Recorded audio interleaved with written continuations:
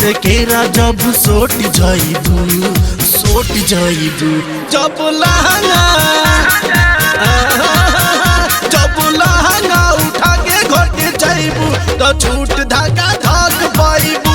जब लहंगा उठा के घोट जाइबू तो छूट धागा धक पाइबू। बुझल कि ना?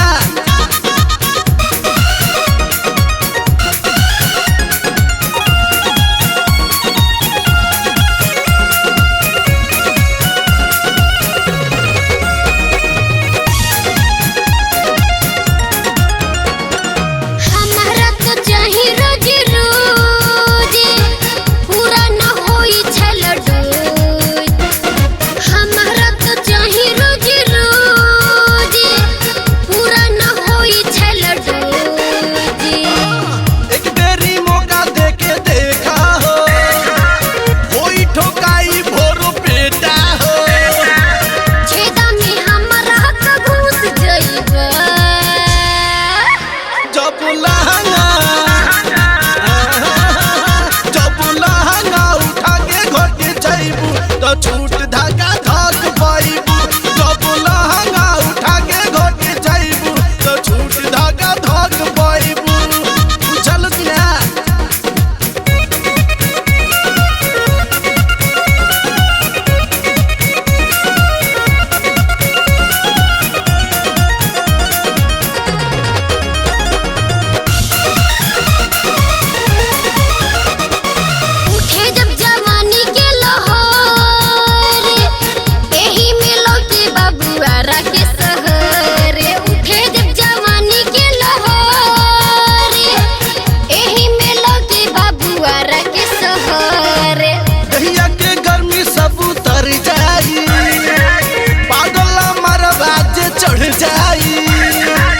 पंडित शिकारी के भूल जाइबू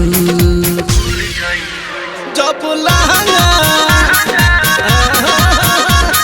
लहंगा उठा के घोट जाइबू तो छूट धागा धक पाइबू।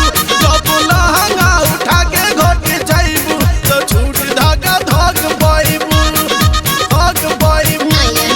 छोड़न के खाली हिर से है सटला को भी इसका खोतम गिरी से है। हाँ नया नोहर छोड़न के खाली हिर से है सटला को भी इसका खोतम गिरी से है। हाथ से केरा जब सोट जाइबू